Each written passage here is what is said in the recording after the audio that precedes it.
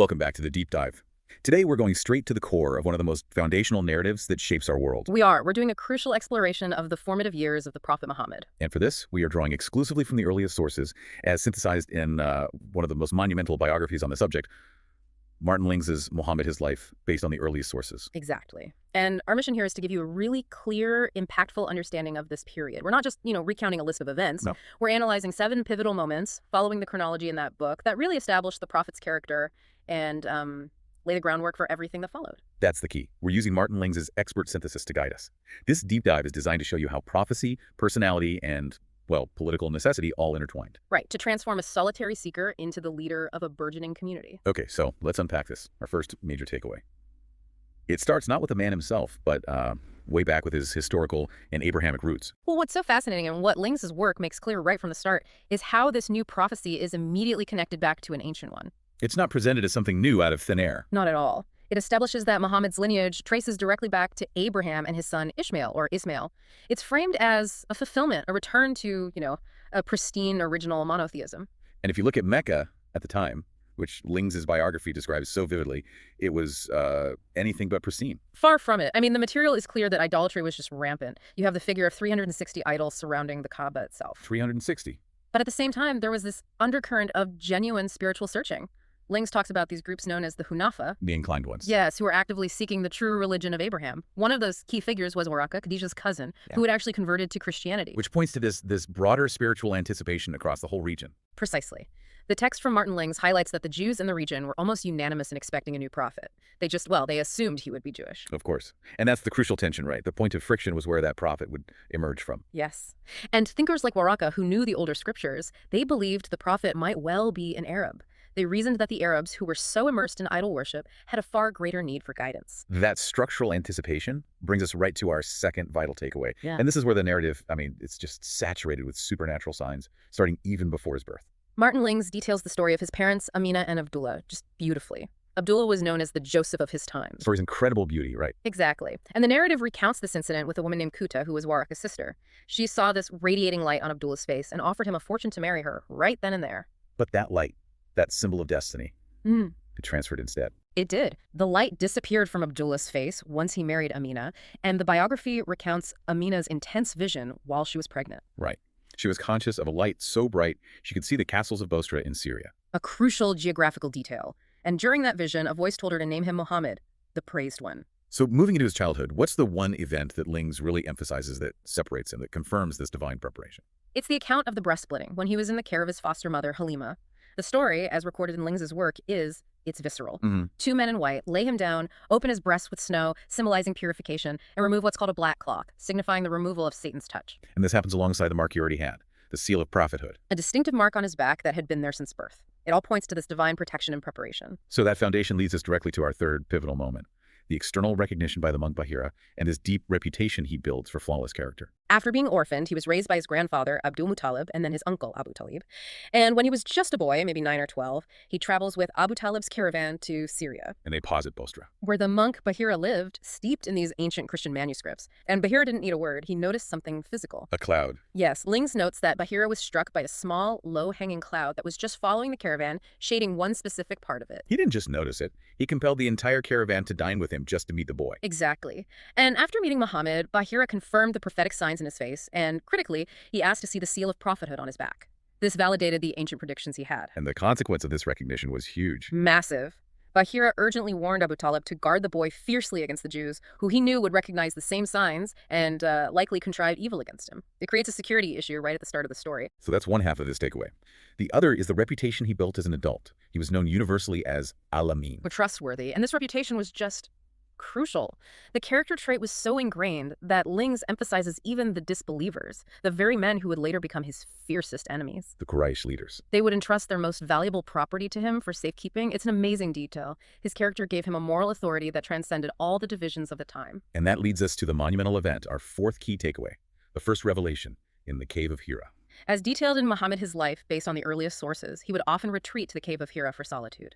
And the moment of revelation is described as utterly terrifying. Just overwhelming. He heard a voice saying, "O Muhammad, thou art the messenger of God, and I am Gabriel." And when he looked up, the angel was so vast it filled the entire horizon. He rushed home terrified. Pleading with his wife, Khadij, cover me, cover me. And this is where that immediate support system is so paramount. Khadijah's role is essential. She didn't panic. She went straight to her aged blind cousin, Waraka. The very man who had been searching for the religion of Abraham.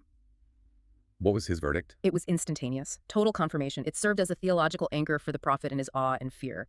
Waraka declared, "There had come unto Muhammad the angel of revelation, even he that would come unto Moses. Verily Muhammad is the prophet of this people." And the fact that this confirmation came from a revered Christian scholar, that was incredibly significant. Hugely. After Khadijah, the first converts were Ali, his young cousin, maybe 10 years old, Zaid, his freedman, and critically his close friend Abu Bakr. And Abu Bakr was well respected. Very. The biography stresses he had wide knowledge and considerable influence, and his commitment immediately brought others into this fledgling community. That initial uncertainty, though, it rapidly gave way to outright persecution. Which brings us to our fifth takeaway. The dramatic conversions of Hamza and Umar, which just fundamentally shifted the balance of power. The early believers faced immense hardship. Imprisonment, beatings, starvation. They needed protection. And the sources paint Hamza converting out of pure protective anger. Tell us about that moment from Ling's account. Hamza, known as the most stalwart man of Quraysh, was returning from a hunt when he learns that Abu Jahl, the main antagonist, had severely reviled the prophet. So he was enraged. Filled with rage, he strode directly into the mosque, struck Abu Jahl with his bow, and declared his conversion right there. "Wilt thou insult him, now that I am of his religion? Strike me blow for blow if thou canst." It was a public declaration of immunity for the prophet. The huge moment. But Umar's conversion was just as momentous, especially given his reputation as a violent persecutor. And far more circuitous. Umar was about 26, and he set out with the express intention of killing Muhammad. But the source material details that he was intercepted by a fellow clansman who cleverly diverted him. By telling him his own sister had converted. Exactly. He reveals that Umar's sister, Fatima, and her husband were secretly Muslims. So Umar rushes there, strikes his sister, and sees her bleed. And the sight of it softens him. He feels remorse. Yes, and he asked to read the scroll they were hiding. It was the opening of Surah Taha, the power of the words. How beautiful and how noble are these words. It just struck him deeply. He went immediately to Muhammad. And the reaction of the small community to this? It must have been incredible. It was jubilant. The prophet's magnification, Allah Akbar, was heard throughout the house.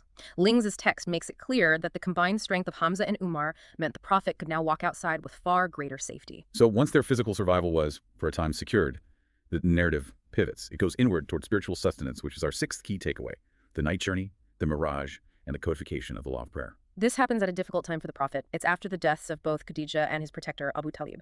So this extraordinary spiritual journey was this tremendous gift of renewal. So detail the journey itself for us. Yep. As described in Lings' biography, he was woken by Gabriel, mounted the winged beast called Burak, and journeyed miraculously to Jerusalem. And there he prayed with a company of prophets, Abraham, Moses, Jesus. So it confirms his status as the final seal on that tradition, but the profound ritual significance that comes from the ascent. Absolutely. He ascended through the seven heavens and received the command of 50 prayers a day for his people. 50. But Moses, whom the text calls a good friend, advised him, "The congregational prayer is a weighty thing, and thy people are weak. Return unto thy Lord and ask him to light the load." And that conversation led to him repeatedly going back. Right, until he felt ashamed to ask again. The number was eventually reduced to 5 daily prayers, but performing those 5 still carries the merit of 50. It established one of the core pillars of the faith. And finally, we get to the climax of this early narrative, our seventh and final takeaway: the Hijra, the migration in AD 622, and the formation of Al-Madinah. The Meccan leaders, the Quraysh, they realized letting the Muslims leave was a bigger threat than keeping them oppressed. So they plotted, as Lings documents, to kill him.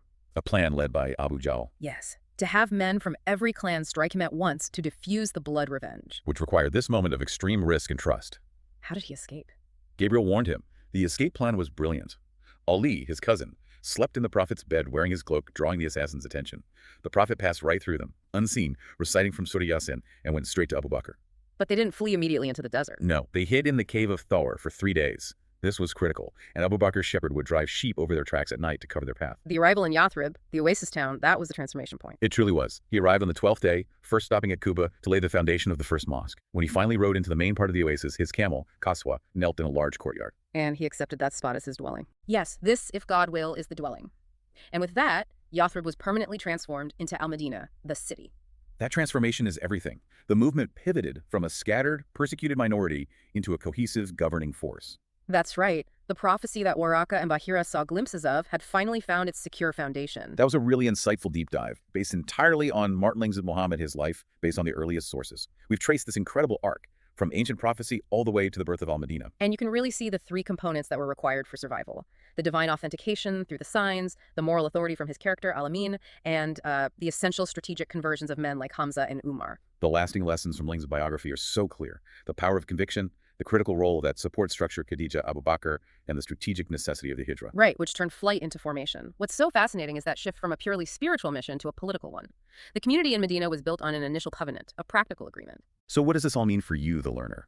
This narrative compels us to consider the profound impact of conviction and how strategic necessity can rapidly evolve a spiritual movement into a governing entity. That pivot point, the Hijra, it didn't just create a new city. It established a new reality where spiritual and civic life were immediately intertwined. And the provocative thought we want to leave you with is this. When a religious community forms a state, how stable is that political union when it's founded on strategic agreements with other groups, like the Jewish tribes in Medina, whose spiritual or ultimate political goals might ultimately diverge? It's a question of political necessity versus theological harmony, and one that absolutely continues to echo through